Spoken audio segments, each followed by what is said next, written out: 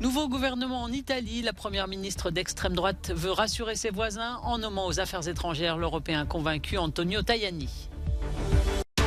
Deuxième journée de sommet européen sur l'énergie. Les 27 ont su préserver les apparences d'une Europe unie, mais l'Allemagne refuse de plafonner les prix du gaz.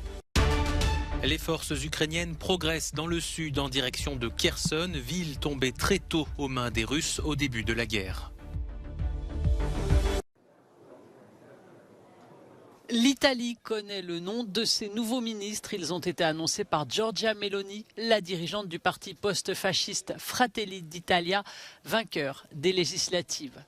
Giorgia Meloni, 45 ans, devient la première femme appelée à la fonction de Premier ministre dans l'histoire du pays. Cette Romaine a réussi à dédiaboliser son parti pour séduire les électeurs. Elle a détaillé la composition de son gouvernement qui prêtera serment ce samedi matin au palais du Quirinal. La première ministre devra gérer les égos de deux alliés capricieux, grâce à qui pourtant elle dispose de la majorité absolue tant à la Chambre des députés qu'au Sénat. Silvio Berlusconi, leader de Forza Italia, et Matteo Salvini, leader de la Ligue, parti anti-immigration, qui se voit confier le portefeuille de l'infrastructure et de la mobilité durable.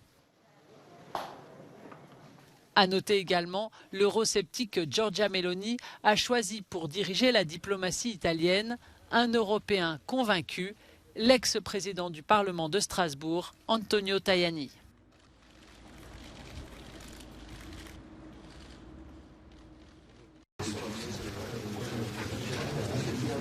Les dirigeants de l'Union européenne estiment que les faits donnent raison à leur feuille de route sur l'énergie conclue par les 27 lors du sommet à Bruxelles.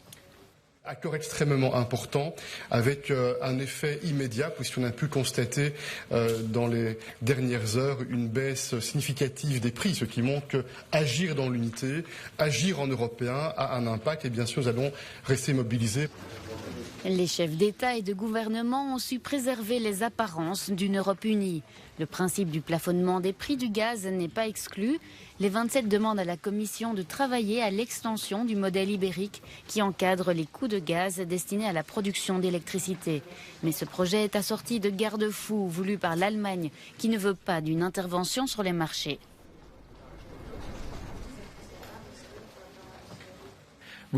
Nous ne pensons pas que dans un marché mondial, nous puissions dire unilatéralement où le prix doit être.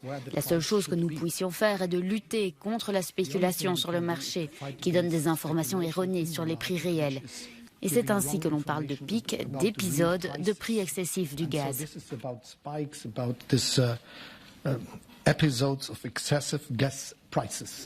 Les 27 s'entendent aussi sur le principe d'achat commun sur une base volontaire. Cet outil permettra d'ailleurs à l'Union de peser de tout son poids commercial pour négocier avec ses fournisseurs fiables. Les dirigeants ont clôturé ce sommet sur les questions internationales et en particulier les relations avec la Chine. Face aux défis géopolitiques posés par Pékin, les 27 réaffirment leur volonté d'indépendance stratégique à travers l'énergie, la défense et l'innovation technologique.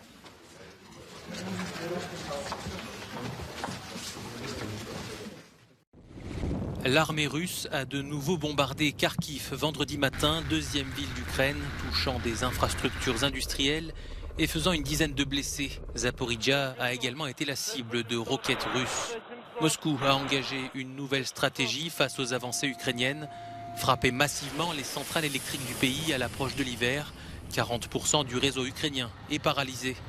Une nouvelle approche qui coïncide avec la nomination le 8 octobre d'un nouveau commandant militaire russe. Alors que la guerre se poursuit, le Kremlin affirme ce vendredi avoir toujours été ouvert aux discussions. Depuis le début, Vladimir Poutine est ouvert aux pourparlers. Le président l'a dit lui-même à plusieurs reprises.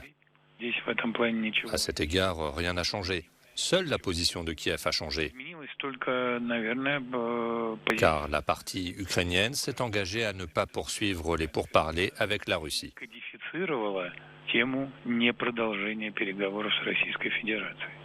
Des déclarations qui contrastent avec ce qui se passe sur le terrain. Kiev s'inquiète de l'ouverture d'un nouveau front au nord depuis la frontière bélarusse qui aurait pour but de perturber les approvisionnements de l'Ukraine qui arrivent principalement de Pologne. Il s'agirait d'une tentative de diversion orchestrée par Moscou selon les services secrets britanniques, alors que les forces ukrainiennes avancent rapidement dans le sud. Kiev a annoncé ce vendredi avoir repris près de 90 localités dans la région de Kherson.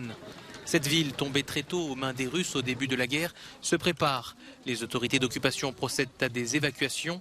Kiev dénonce plutôt des déportations forcées de civils vers la Russie.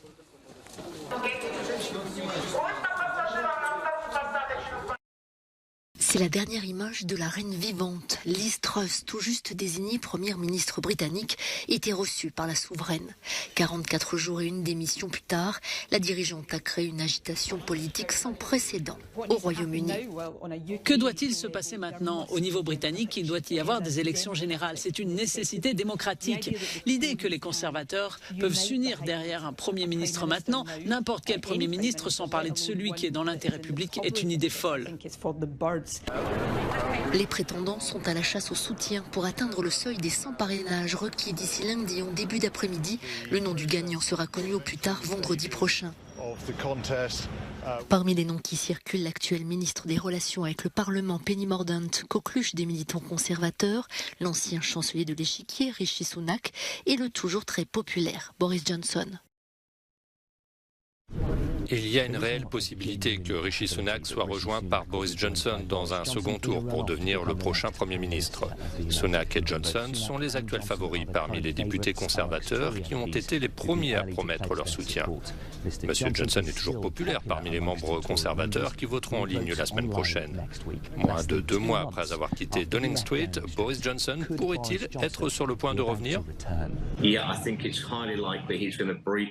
Je pense qu'il est fort probable qu'il dépasse le niveau de soutien de 100 députés, qui lui permettra d'être inscrit sur le bulletin de vote.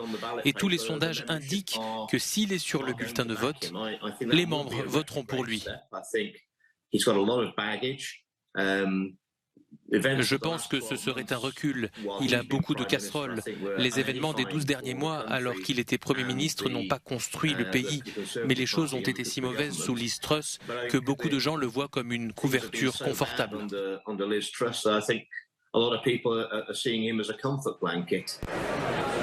Quel que soit le prochain Premier ministre, il prendra la tête d'un parti miné par les divisions face à une opposition au plus haut dans les sondages, mais surtout d'un pays plongé dans une grave crise du coût de la vie.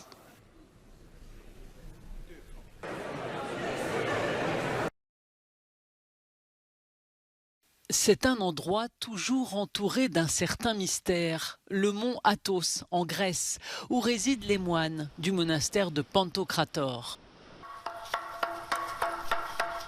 Cet endroit où les femmes sont interdites et qui aujourd'hui révèle un trésor pratiquement inconnu, des milliers de manuscrits très rares datant de l'occupation ottomane, dont les plus anciens de ce type au monde. Pour la première fois, les chercheurs se penchent sur ces ouvrages turcs. Il y a environ 1300 documents byzantins originaux. Il n'en existe plus nulle part ailleurs. Ici, nous avons les plus anciens documents ottomans, avant la chute de Constantinople, qui sont conservés dans les monastères du mont Athos. La plupart des documents sont juridiques, des décisions de justice, des décrets des sultans concernant le monastère. Et on découvre avec surprise que les nouveaux souverains ont protégé la communauté du mont Athos, contrairement aux idées reçues. Les sultans ont gardé le mont Athos comme dernier vestige de Byzance, semi-indépendant, et n'y ont pas touché.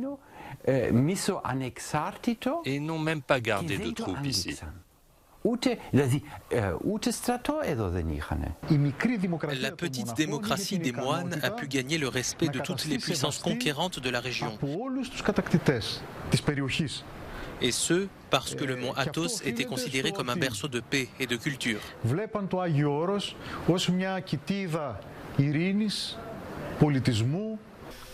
Une autre révélation inattendue, c'est que pendant les 2 premiers siècles de la domination ottomane, aucun effort n'a été fait pour imposer la loi islamique au mont Athos ou aux régions voisines de la Grèce du Nord.